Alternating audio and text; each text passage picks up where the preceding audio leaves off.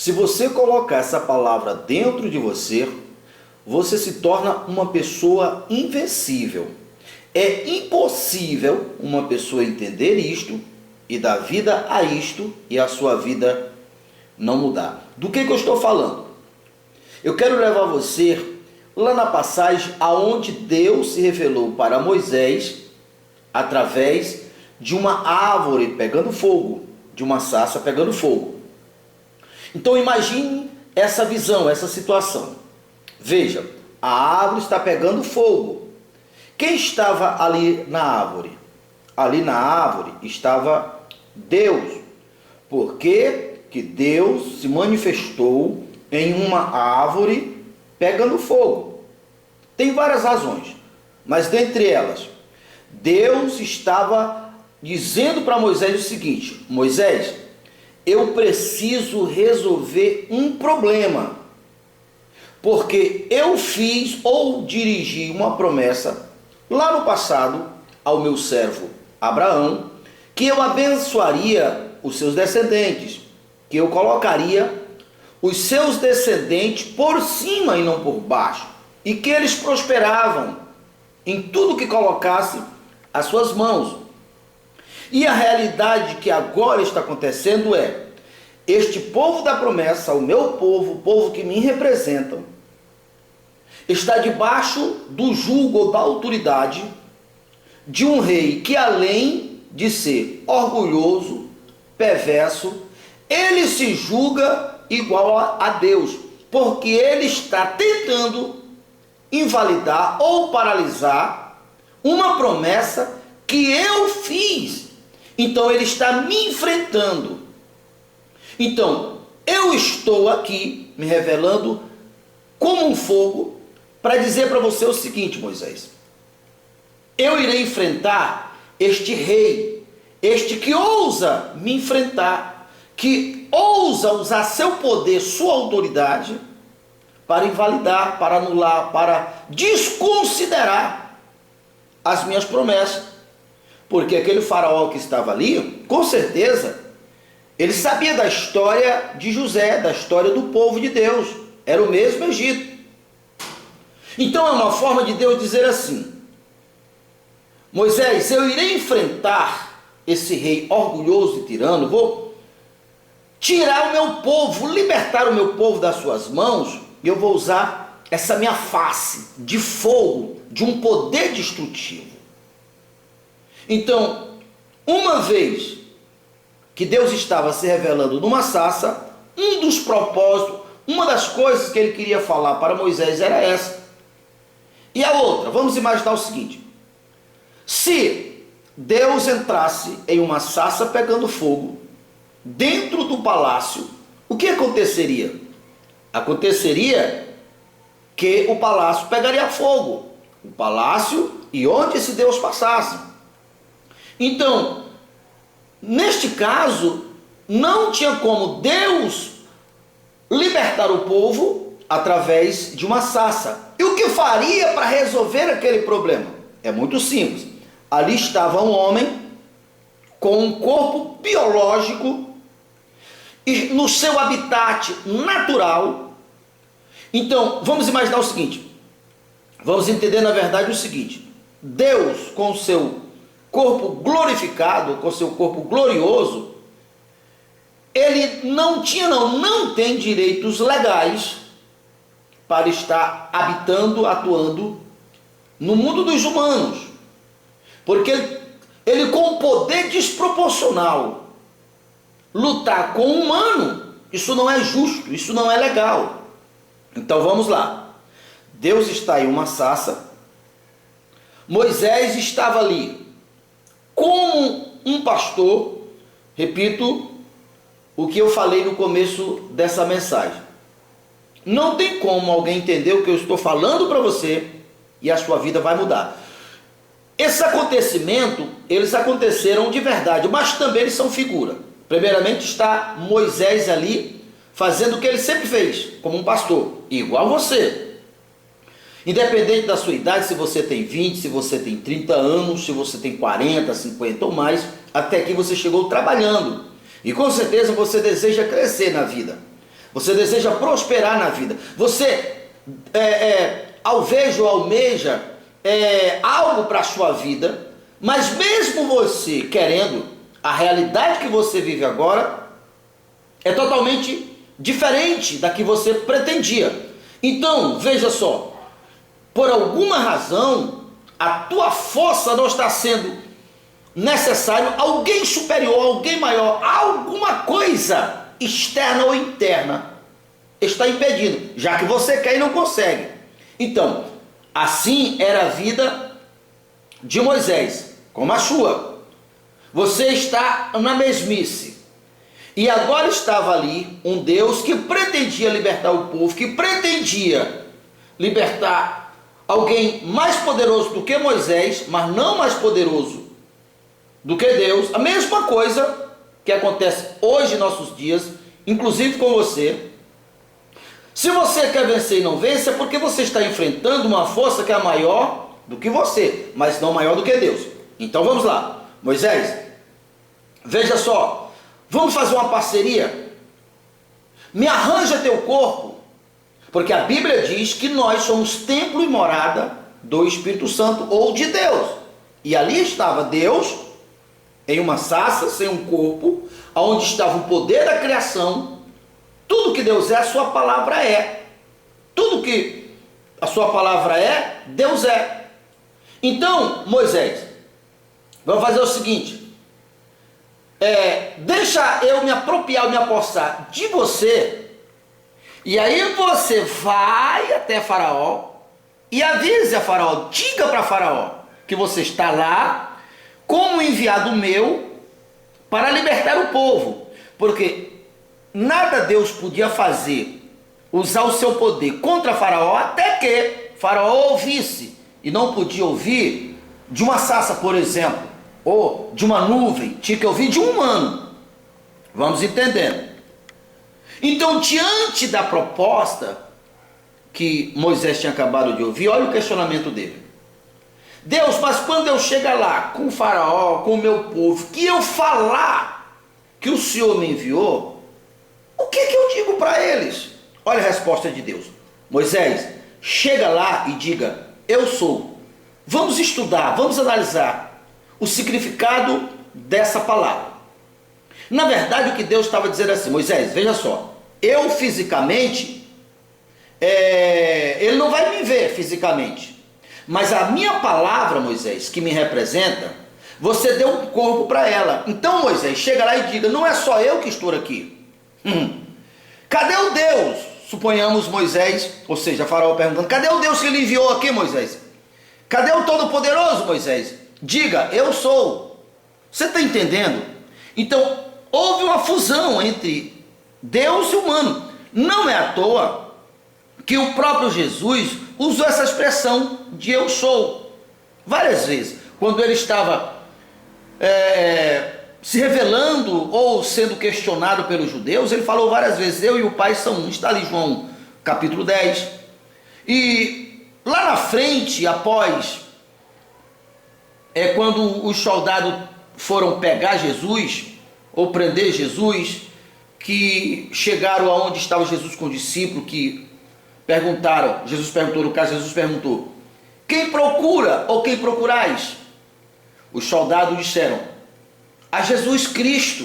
E ele disse, eu sou. Quando ele disse, eu sou, todos caíram, porque essa expressão, ela revela a encarnação de Deus. Por isso Jesus foi o verbo vivo. E ele, Jesus, disse, as obras que eu faço, vocês farão também. E faz mesmo.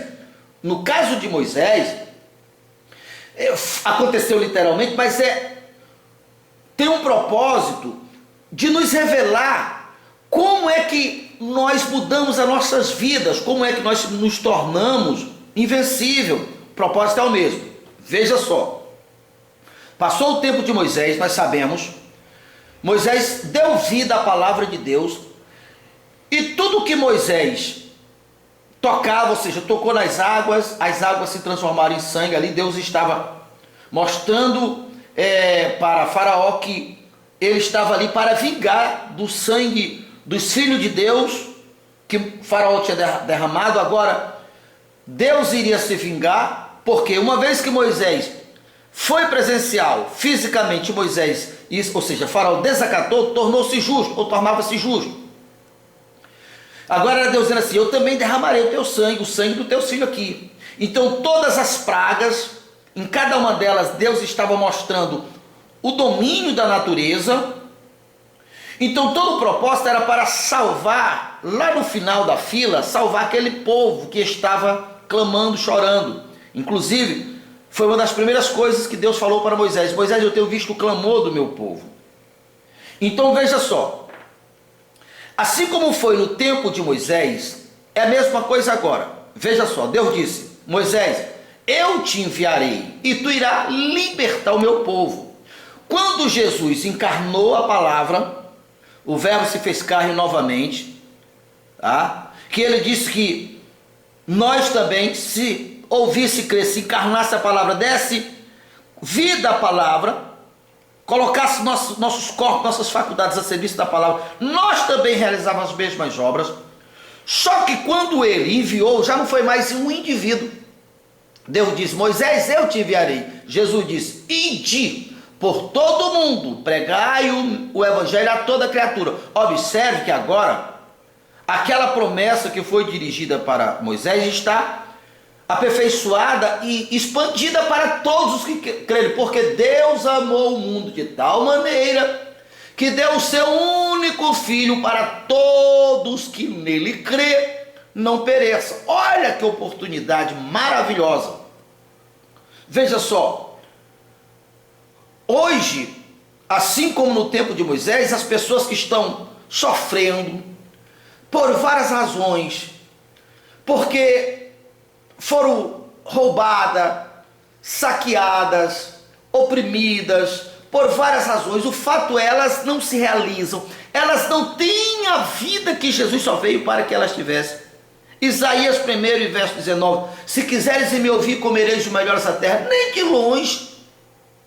Essas pessoas acham normal ser enfermas, acham normal não ter prosperidade, acham normal ser depressiva, oprimida, porque o sistema conturbou. Então essas pessoas estão gritando hoje, preste atenção nisso: qualquer pessoa que se posicionar diante de Deus, dando vida, tanto a palavra que Deus dirigiu a Moisés, como a que Jesus reiterou e ampliou, e se posicionar para libertar pessoas, o que acontece? O verbo se fará carne. E preste atenção nessa revelação maravilhosa. Estava ali um homem simples, cheio de traumas, de medos. A propósito, Moisés estava correndo com medo de morrer do próprio Faraó, do mesmo Faraó. Mas pelo fato deles ter ouvido a Deus, veja só o que aconteceu. O que aconteceu é que o Criador, o Todo-Poderoso, o que é maior do que Faraó e todos os inimigos, a essência da vida estava dentro de Moisés. O que você imagina que acontece quando o Criador entra dentro de uma pessoa? Primeiramente, você deve entender que ali se houve o casamento, ali se houve a unificação, o retorno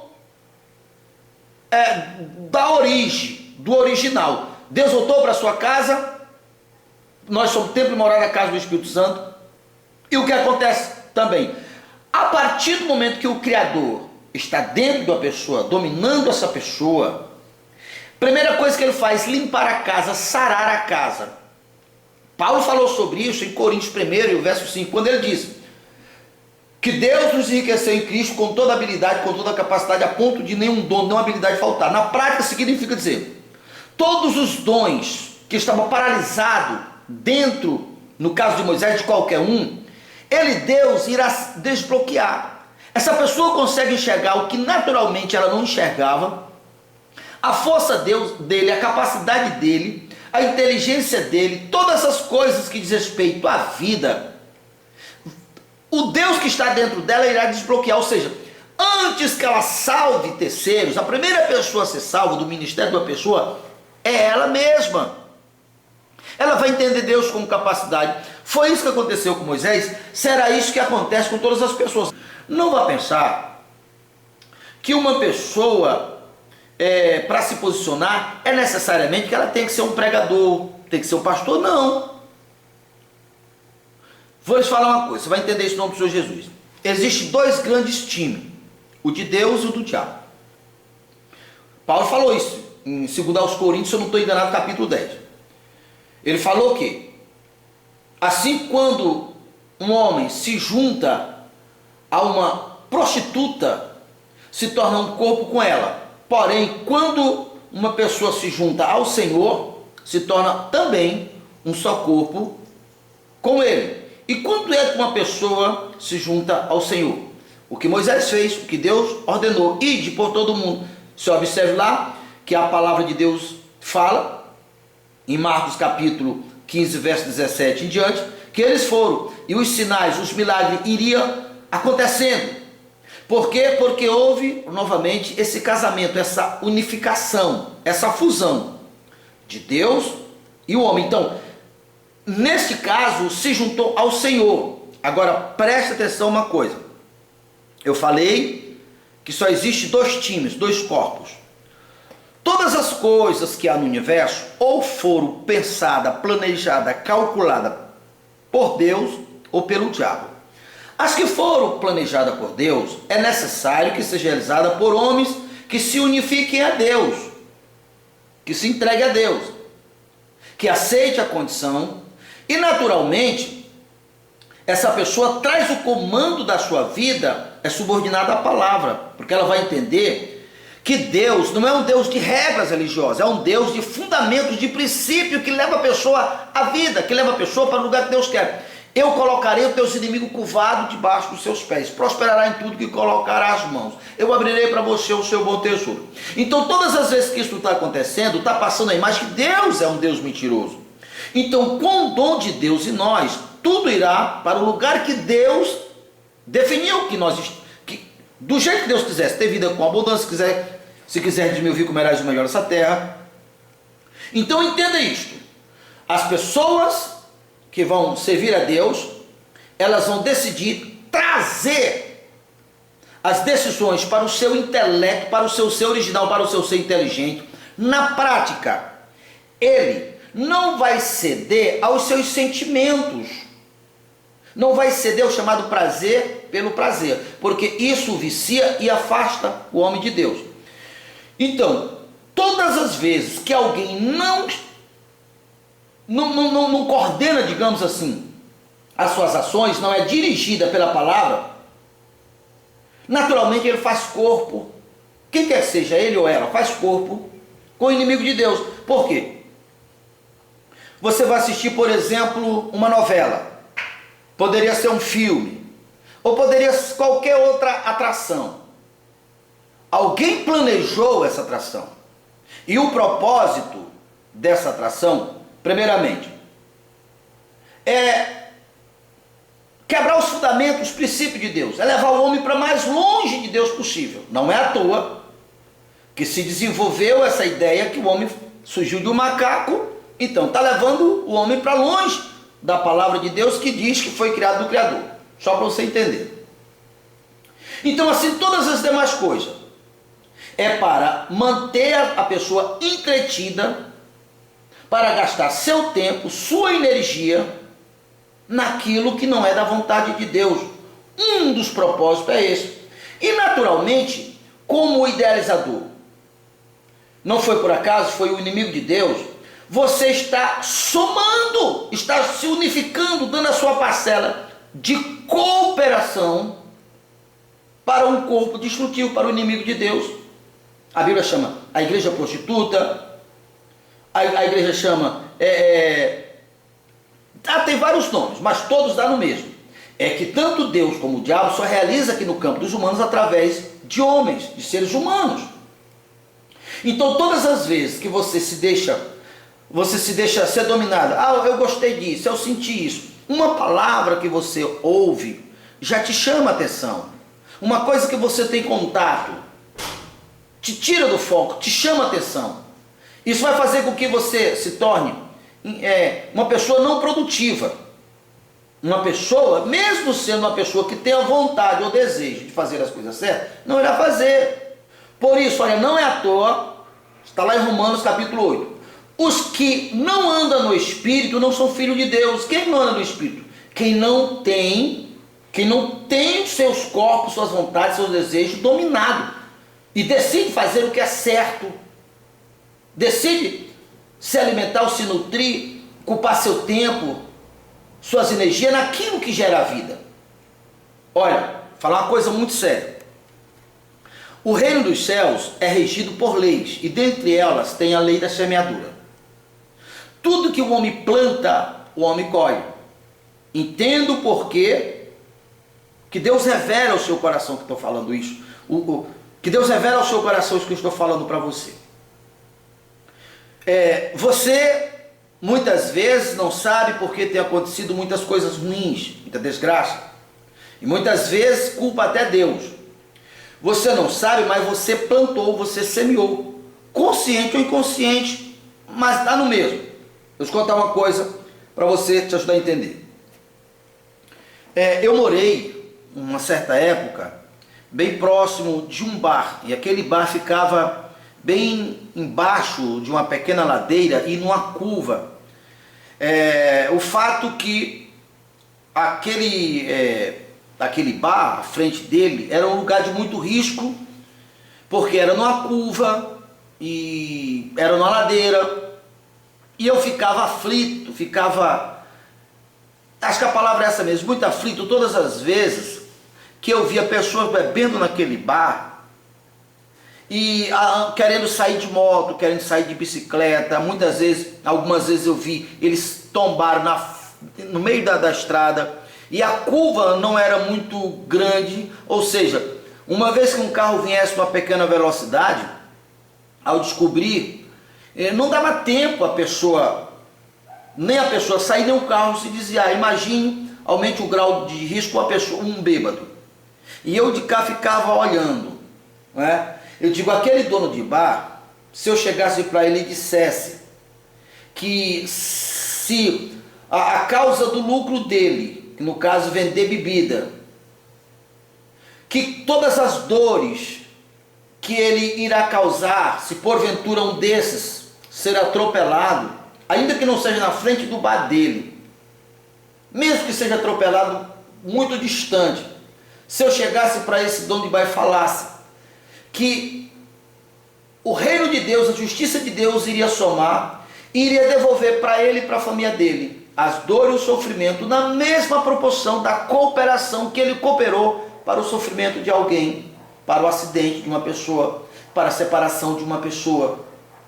Por isso, todas as vezes que você coopera efetivamente, consumindo o produto que gera, que o resultado, que coopera para dores, destruições, acidentes, separações, violência, que é no caso o alcoolismo, você irá receber na mesma proporção.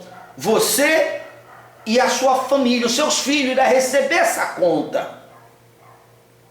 Então, por isso que uma pessoa que decide andar com Deus precisa identificar tudo aquilo que soma para fortalecer o inimigo de Deus, porque ele só veio para matar, roubar e destruir.